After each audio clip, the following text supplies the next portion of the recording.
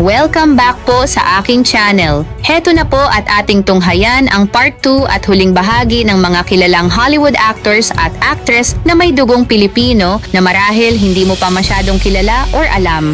Halika na at isa-isahin natin kung sino-sino pa ang mga sikat na Hollywood actors at actress na may dugong Pinoy. Tara na!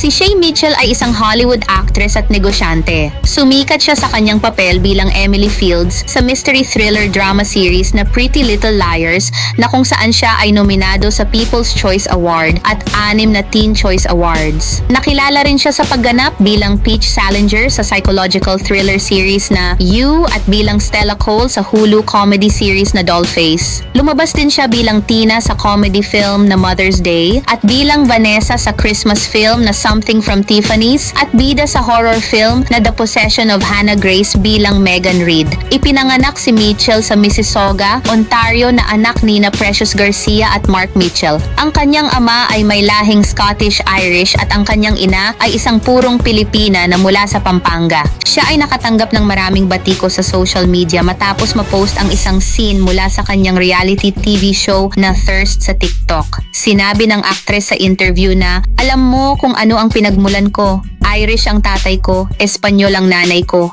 Labis na nagulat ang mga netizen dahil marami sa kanila ang naaalala na ang tunay na ina ni Shay ay isang buong dugong Filipina mula sa Pampanga, kaya't siya ay half Filipino sa dugo. Ang Pinay Broadway star na si Lea Salonga ay first cousin ng kanyang ina, kaya tiyahin ni Shay si Lea. Ano sa palagay nyo? Ikinakahiya niya ba ang dugo niyang Filipino?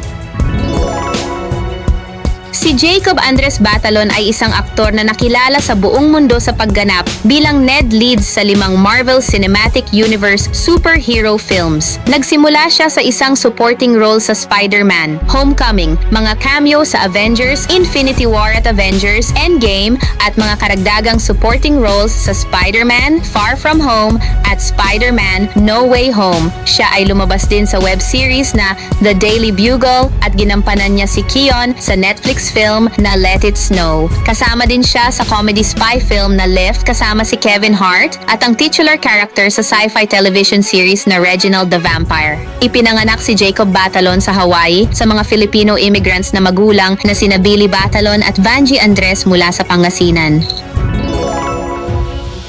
Si Reggie Telmo Valdez na mas kilala bilang Reggie Lee ay isang Filipino-American na aktor sa pelikula at telebisyon. Sa mga TV series, ginampanan niya si William Bill Kim sa Prison Break at si Sergeant Drew Woo sa Grimm. Siya ay gumanap din sa mga sikat na pelikula bilang si Tai Huang sa Pirates of the Caribbean franchise, GCPD Officer Ross sa The Dark Knight Rises at si Lance Nguyen sa The Fast and the Furious. Siya rin ay kasama sa comedy film na Here Comes the Boom kasama sina Kevin James, Salma Hayek at ang sikat pa noon na si Charis Pempenko. Ang huli niyang movie ay ang action thriller na Sweet Girl kasama si Jason Momoa at Isabel Merced. Si Valdez ay ipinanganak sa Quezon City kina Zenaida Telmo at Jesus Espiritu Valdez. Bukod sa English, siya ay matatas na magsalita sa wikang Tagalog. Si Althea Reduhino Janeiro na mas kilala bilang Tia Carrere ay isang Hollywood actress at mang-aawit na unang nakilala bilang regular sa daytime soap opera na General Hospital. Ginampanan ni Carrere si Cassandra Wong sa mga pelikulang Wayne's World at Wayne's World 2, si Juno Skinner sa True Lies kasama si Arnold Schwarzenegger, Showdown in Little Tokyo kasama sina Brandon Lee at Dolph Lundgren, Rising Sun kasama sina Sean Connery at Wesley Snipes, at nagbida bilang Sydney Fox sa seryeng pantelebisyon na Relic Hunter. Pati na rin si Lady Danger kasama si RuPaul sa Netflix's AJ and the Queen. Bukod sa pag-arte, nanalo si Carrere ng 2 Grammy Awards para sa kanyang musika. Siya rin ay kasama sa comedy film na Eastern Sunday bilang unang pelikula sa Hollywood ng Filipino-American stand-up comedian na si Joe Coy. Ipinanganak si Carrere sa Honolulu, Hawaii at siya ay may lahing Pilipino. Si Joseph Glenn Herbert na mas kilala bilang Joe Coy ay isang stand-up comedian at aktor. Ipinanganak si Coy sa isang white American na ama na nasa United States Air Force na naka-assign sa Japan at ikinasal sa isang Filipina. Madalas siyang panelista sa late night show ng E! Na Chelsea Lately at nagkaroon siya ng 6 na comedy specials na inilabas ng Comedy Central at Netflix. Noong Disyembre 21, 2023, si Coy ay naging host ng ika-21 Golden Globe Awards, ngunit ang kanyang monologue bilang host ay nakatanggap ng kritisismo mula sa mga manonood at kritiko. Inilarawan ng mga kritiko at manonood ang kanyang monologue bilang kakaiba, hindi kaaya-aya at marami ang hindi natuwa. Pinalabas ang kanyang unang pinagbidahan na pelikula na Easter Sunday noong 2022. Si Robert Michael Schneider ay isang Hollywood aktor at komedyante na ipinanganak sa San Francisco, California. Ang lola ni Schneider sa ina ay isang Filipina na nagpakasal sa kanyang lolo na isang white American na sundalo habang naka-assign ito sa Pilipinas. Matapos ang ilang taon ng paggawa ng stand-up comedy, siya ay naging cast at writer para sa NBC sketch comedy series na Saturday Night Live. Nagpatuloy siya sa karera sa mga pelikula, kasama ang mga pangunahing papel sa mga comedy films tulad ng Judge Dredd, Deuce Bigalow, Male Gigolo, at ang sequel nito, The Animal, The Hot Chick, The Benchwarmers, Big Stan, Daddy-Daughter Trip at Leo. Si Schneider ay ama ng mang-aawit na si Elle King. Si Lou Diamond Phillips ay isang Hollywood at theater actor na ipinanganak sa Subic Bay Naval Station na anak nina Lucita Umayam Aranas at Gerald Amon Upchurch. Ang kanyang ama ay isang Amerikano na may lahing Scots-Irish at Cherokee. Una siyang sumikat ng gumanap bilang Richie Valens sa biographical drama film na La Bamba noong 1987.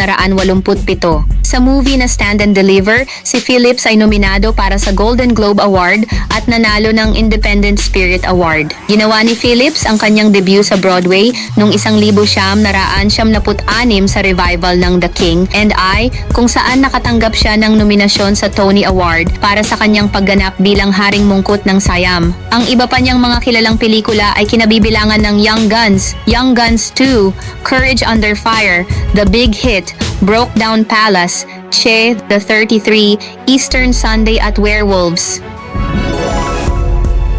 Si David Michael Bautista Jr. ay isang aktor at retiradong WWE wrestler at mixed martial artist. Siya ay ipinanganak sa Washington, D.C. na anak ni Donna Ray at hairdresser na si David Michael Bautista. Ang kanyang ina ay isang Greek habang ang kanyang ama ay anak ng mga Filipino immigrants. Sumikat siya dahil sa mga wrestling match niya sa WWE mula 2002 hanggang 2019 na kung saan nakilala siya sa ring name na Batista. Nanalo siya ng WWE Championship ng 2 beses at World Heavyweight Championship ng 4 na beses. Pagkatapos ng kanyang wrestling career, siya ay sumubok mag-artista at naging parte sa mga pelikula tulad ng The Man with the Iron Fist, Riddick. Gumanap bilang Drax the Destroyer sa Marvel Cinematic Universe. Kasama siya sa cast ng James Bond na Spectre, Blade Runner 2049, My Spy at ang sequel nito, Army of the Dead, Dune Part 1 at ang sequel nito, Glass Onion, A Knives Out Mystery, Knock at the Cabin at ang In the Lost Lands. Si Hailey Steinfeld ay isang Hollywood actress at mga awit. Una siyang sumikat sa pelikulang western na True Grit na kung saan nanalo siya ng iba't ibang awards, kabilang ang mga nominasyon para sa Academy Award at BAFTA Award. Lalong sumikat si Steinfeld dahil sa kanyang mga papel sa serye ng pelikulang Pitch Perfect at The Edge of 17 na nagdala sa kanya ng nominasyon sa Golden Globe. Siya ay gumanap din sa mga pelikula tulad ng Ender's Game, Begin Again, Bumblebee at The Marvels. Siya ay ipinanganak sa Tarzana sa Los Angeles, California at ang kanyang ama ay isang Hudyo at ang kanyang ina ay Kristiyano. Ang lolo niya sa ina na si Ricardo Domasin ay half Filipino at half African American na mula sa Panglao, Bohol. Sa isang interview, nasabi ni Hailey Steinfeld na, "I have Filipino blood in me and I'm so proud of that." Si Vanessa Ann Hudgens ay isang Hollywood actress at mga awit na ipinanganak at lumaki sa Salinas, California. Ang kanyang ama na namatay noong Pebrero 2016 dahil sa cancer ay may lahing Ingles at ang kanyang ina naman ay Filipina na taga Mindanao. Unang nakilala si Hudgens sa pagganap bilang Gabriela Montez sa serye ng mga pelikulang High School Musical mula 2006 hanggang 2008 na nagdala sa kanya ng malaking tagumpay at kasikatan.